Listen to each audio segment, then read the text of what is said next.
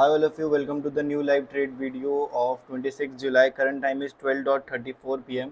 सो आज ये मार्केट देख के सारे लोग फैसिनेटेड होंगे क्योंकि यहाँ पे देखेंगे तो प्रीमियम्स ऑलमोस्ट डबल हो चुके हैं, डबल से भी ट्रिपल हो चुके हैं और स्टार्ट मार्केट रुकने का नाम ही नहीं ले रही है। 12:30 हो चुके हैं, फर्स्ट हाफ ऑलमोस्ट कंप्लीट हो चुका है और यहाँ पे देखोगे तो प्राइस कंटिन्यूएशन पे कंटिन्यूएशन करे जा रहा है विदाउट एनी मेजर रिट्रेसमेंट। ठीक है, तो ऐसे डेज, ये ट्रेंडिंग डे है, ऐसे डेज कम आते हैं मार्केट में। इन डेज में आपको हो भी सकता है कि आप कमाओ, हो भी सकता है कि आपका ना ट्रेड लो। जैसे मैं प्रेफर करता हूँ कि ऐसे डेज में जहाँ पे ट्रेंडिंग डेज होते हैं या फिर ट्रेंडिंग सेलिंग हो या फिर ट्रेंडिंग बाइंग हो, तो वहाँ पे मेरे यूजुअली नहीं बनते हैं अपने पैटर्न्स। लेकिन आज के दिन अच्छा पैटर्न बना है और कंटिन्यूएशन को ही ट्रेड करते हुए हमने अपना अच्छा खासा आज प्रॉफिट बुक किया है, जो कि है हमारा 22 पॉइंट्स के आसपास का। ठीक है, तो अभी यहाँ पे मैं आपको सिंपल सी एक साइकोलॉजी एक्सप्लेन कर देता हूँ, जिसको देख के यहाँ पे एक ट्रेड हमने आज प्ले करी थी। सो आपको ऑर्डर बुक की डिटेल्स वगैरह सब यहाँ पे नीचे टेलीग्राम चैनल पे मिल जाएगी, आप जाके ज्वाइन कर सकते हैं, उसका लिंक आपको डिस्क्रिप्शन में मिल जाएगा। सो गाइस, यहाँ पे अगर देखेंगे तो एक अच्छा खासा हमें रिट्रेसमेंट मिल रहा था, रिट्रेसमेंट प्राइस ने लिया था और ऑल टाइम हाई से। और ये कुछ इंडिया विक्स ज़्यादा बढ़ा हुआ था, विक्स इतना ज़्यादा बढ़ा हुआ था क्योंकि लास्ट देखेंगे तो बजट है और बजट भी इस वीडियो में आपको एक्सप्लेन करूंगा कि हमारे लिए कुछ इंपॉर्टेंट पॉइंट्स हैं बजट में या फिर नहीं है, ट्रेडर्स के लिए क्या इंपॉर्टेंट चीज़ें हैं, या फिर हम इन्वेस्टिंग करते हैं तो इन्वेस्टिंग में क्या चीज़ें हैं। तो सबसे पहले हम अपनी ट्रेड आज देख लेते हैं, फिर उसके बाद हम आपके साथ डिस्कस करेंगे। सो आज जो स्ट्राइक प्राइस हमारा ट्रेड हुआ था वो मैं सबसे पहले आप लोगों को बता देता हूँ, जो कि था हमारा 24,600 का। ठीक है, तो हमने कॉल ट्रेड करी थी और उसके बाद यहाँ पे अगर देखेंगे तो मैं आपको सिंपल लॉजिक बता देता हूँ। तो प्राइस देखेंगे, कल के दिन अच्छा खासा बुलिश क्लोजिंग हुआ था, कल के दिन कोई भी ट्रेड एग्जीक्यूट नहीं करी थी, इसी वजह से कोई भी आपके साथ वीडियो शेयर नहीं हुई। उसी के साथ साथ अगर यहाँ पे देखेंगे तो आज के दिन जैसे ही प्राइस स्टार्ट हुआ, प्राइस ने एक इम्पॉर्टेंट ट्रेंड लाइन का ब्रेकआउट कर दिया। इम्पॉर्टेंट ट्रेंड लाइन का जैसे ही ब्रेकआउट होता है गाइस, जो तो क्या होता है कि जो इम्पोर्टेंट सेलर्स यहाँ पे बैठे हुए होते हैं प्राइस में, यहाँ पे देखेंगे जो सेलिंग करते हुए आ रहे हैं प्राइस में, वो क्या होता है एकदम से डर जाते हैं यहाँ पे, क्योंकि यहाँ पे एक प्रीवियस डे अच्छी बाइंग भी हुई है, जिससे कि ट्रेडर्स क्या होते हैं, जो सेलर्स होते हैं वो वॉर्न हो जाते हैं ऑलरेडी कि यहाँ पे बायर्स एक्टिवेट हो सकते हैं। और उसी के साथ साथ इंपॉर्टेंट लेवल का या फिर रेजिस्टेंस का जब ब्रेकआउट आता है तो सेलर्स अपनी पोजीशन स्क्वायर ऑफ करना स्टार्ट करते हैं और नए बायर जैसे ही प्राइस में ऐड होना स्टार्ट होते हैं तो ऑटोमेटिकली एक अच्छा मोमेंटम हमारे पास एक्सपेक्टेड होता है। तो उसी के साथ साथ यहाँ पे स्टार्टिंग से देखेंगे तो प्राइस एकदम खड़ा हो चुका है। यहाँ पे निफ्टी देखोगे तो प्राइस ऊपर गया, फिर रेड कैंडल्स देखोगे तो रेड कैंडल्स बस ऐसे ही आ चुके हैं मार्केट में, इसमें सेलर्स की हिम्मत भी नहीं कि प्राइस को नीचे लेके भी जाएं। और यहाँ पे देखेंगे थोड़ा सा हॉल्ट लिया प्राइस ने, और जैसे ही हॉल्ट लिया तो यहाँ पे आपको एक इंपॉर्टेंट चीज़ दिखेगी, जो कि मैं अपने सेटअप के बारे में बात करता हूँ, वो चीज़ आपको यहाँ पे दिख जाएगी। यहाँ पे देखेंगे तो प्राइस ने रिट्रेस किया और एक लो क्रिएट करा यहाँ पे, फिर उसके बाद वापस ऊपर गया बिना हाई को ब्रेक करे हुए। यहाँ पे क्या किया, एक वापस रेंज क्रिएशन करी, रेंज क्रिएशन के बाद वापस एक इंपॉर्टेंट लो बनाया। और जो ये लो बनाया, आप सिंपल प्राइस एक्शन यहाँ पे देख सकते हैं, कोई भी अगर बच्चा भी प्राइस एक्शन सीख रहा होगा तो वो भी ये वाली ट्रेड बिल्कुल नहीं छोड़ेगा।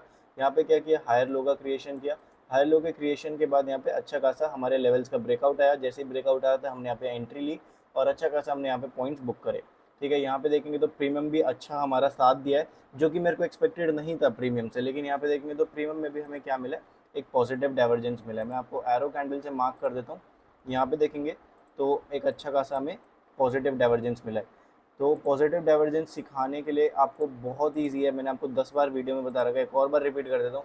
तो यहाँ पे देखेंगे तो रेड कैंडल है स्पॉट प्राइस में, लेकिन अगर यहाँ पे देखेंगे तो यहाँ पे स्टिल आपको क्या मिलेगी, ये डोजी कैंडल जो है वो आपको ग्रीन मिलेगी। और ग्रीन के बाद यहाँ पे देखेंगे तो ये ग्रीन कैंडल इतनी छोटी सी है, लेकिन ये ग्रीन कैंडल आपको प्रॉपर डोजी टाइप मिलेगी। तो ये कंफर्मेशन होती है कि प्राइस में बायर्स एक्टिव हैं और प्राइस थोड़ा और ऊपर जाना चाहता है। ठीक है, तो ये कुछ कंफर्मेशन होते हैं जो कि हम यूज़ कर सकते हैं, जो कि हमारी ट्रेड्स को हायर प्रोबेबिलिटी की साइड लेके जा सकता है।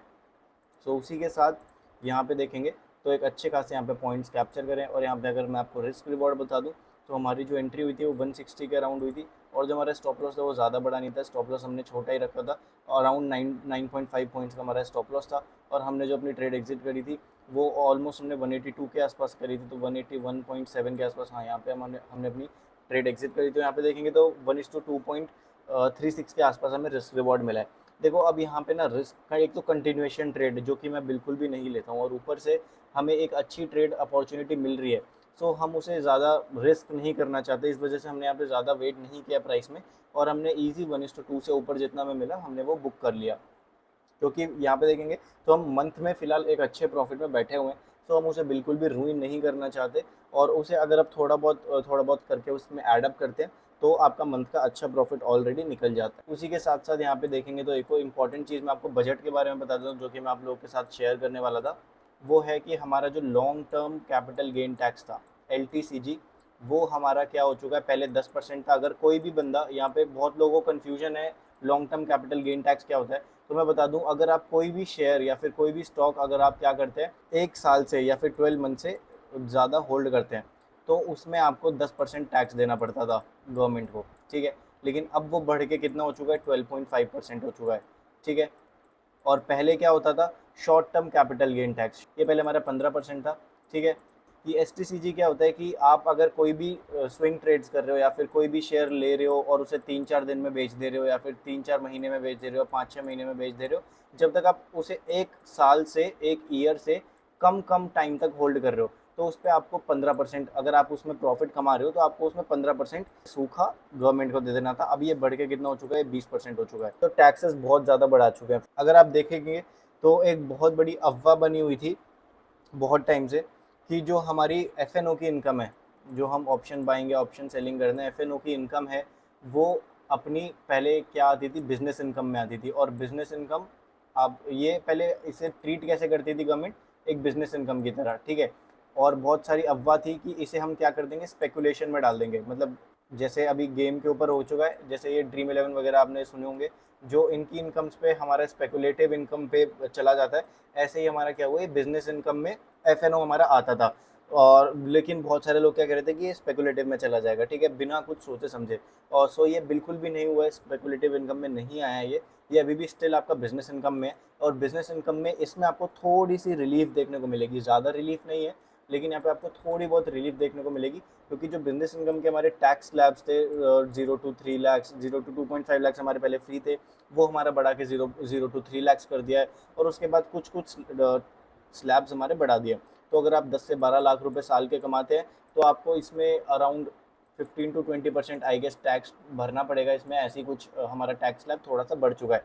और अगर आप 15 लाख प्लस कमाते हैं अपनी पूरे साल में, FNO से कितना देना पड़ेगा, पूरा 30% आपको क्या कर देना पड़ेगा, अपना गवर्नमेंट को देना पड़ेगा इसमें। सो मेरे के हिसाब से टैक्स स्लैब्स बढ़ा दिए ये ठीक है, लेकिन टैक्स स्लैब्स और ज़्यादा बढ़ सकते थे। और LCTG और अपना STCG को इतना ज़्यादा नहीं बढ़ाना चाहिए था। देखो अगर कोई बंदा 1 साल से ज़्यादा होल्ड कर रहा है, उसमें प्रॉफिट कमा रहा है, यही बड़ी बात है पहली बात, क्योंकि कुछ पता नहीं है कि वो बंदा लॉस भी ले सकता है, प्रॉफिट होने के चांसेस भी कम होते हैं। सो बहुत नॉलेज करके, बहुत दिमाग लगा के एक तो बंदा कोई पीरियड होल्ड कर रहा है 1 साल से ऊपर, और उसमें आप टैक्सेस बढ़ाए जा रहे हो, खुद का दिमाग लगा रहा है बंदा, सब कुछ कर रहा है, उसके बाद भी आप टैक्सेस पर टैक्सेस बढ़ाए जा रहे हो, तो this is not a good thing. खैर कोई प्रॉब्लम नहीं है, जब बढ़ाए तो सबके लिए बढ़ाए, कुछ हमारे लिए स्पेशल नहीं बढ़ाए। लेकिन ये एक मेन रीज़न है जिससे कि आप देखेंगे तो HNIs इंडिया से बाहर जाने की कोशिश कर रहे हैं बहुत ज़्यादा। हाई नेटवर्थ इंडिविजुअल्स होते हैं, वो इंडिया से माइग्रेट हुए हैं, ठीक है। सो ये कुछ रीजंस होते हैं कि टैक्सेस बहुत ज़्यादा इंडिया में, इस वजह से लोग दुबई शिफ्ट होते हैं, बहुत सारे टैक्स हेवन कंट्रीज़ में शिफ्ट होते हैं। सो गाइज आज के लिए इतना ही। होप करता हूँ आपको वीडियो अच्छी लगी होगी और कुछ ना कुछ नॉलेज आपको ज़रूर मिली होगी। और कमेंट कीजिएगा आपको मेरी ट्रेड कैसी लगी, जिससे कि हमारे अंदर और मोटिवेशन आए और मैं आपके लिए ऐसी daily trade videos, logic videos लाता रहूँ। Thank you.